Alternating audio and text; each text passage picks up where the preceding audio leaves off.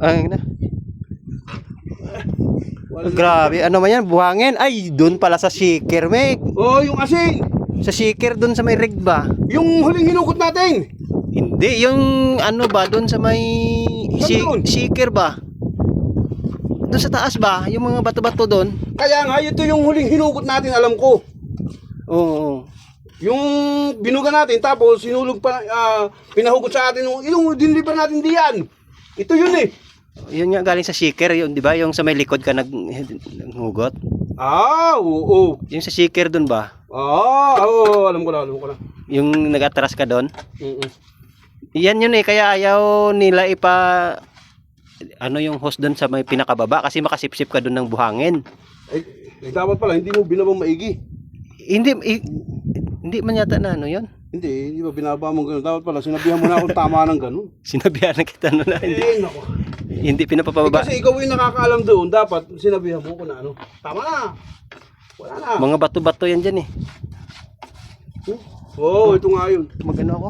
Saing muna ako. Grabe yung ano guys. Buhangin na dulot ng 58.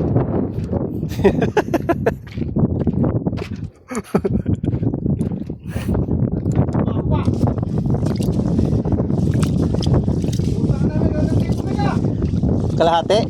Oo. Hanggang sa loob siguro yan, Meg. Tanggalin ko na ano. Sa truck mo, dyan na lang sa punuan. Pero isara mo yung gripo. Kasi bulwak yan sa'yo.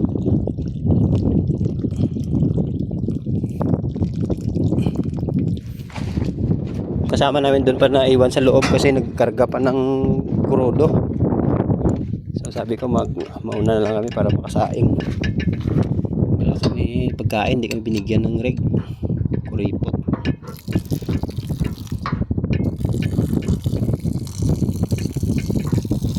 Ano nila, wala kami bigas.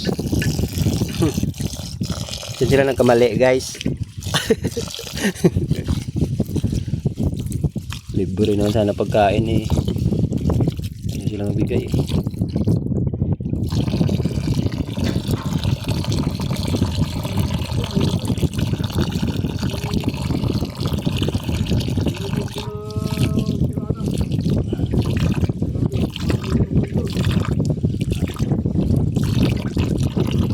Tama na yan.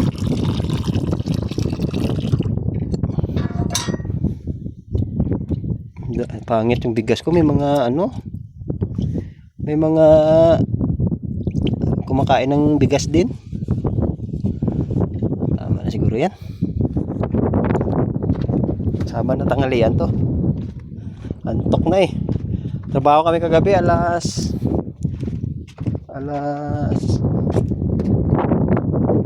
1 ng umaga hanggang alas 6 ng umaga.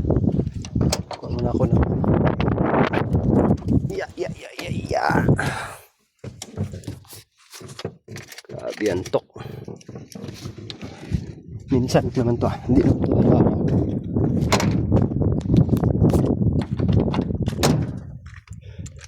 Kami kayo magsaing. Para pagdating ng dalawa, may makain din sila.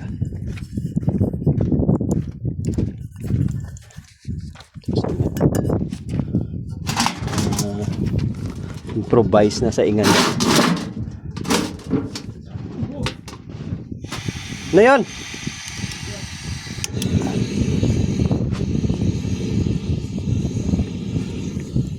Di pinaba mo? Natanggal mo? Papasukin ko sa loob yun. Hindi naman yung matutulog. Papasukin ko sa loob nung battery. Palito ako itong uniform na pinapaltan ko. Oo. Yung sira yung point.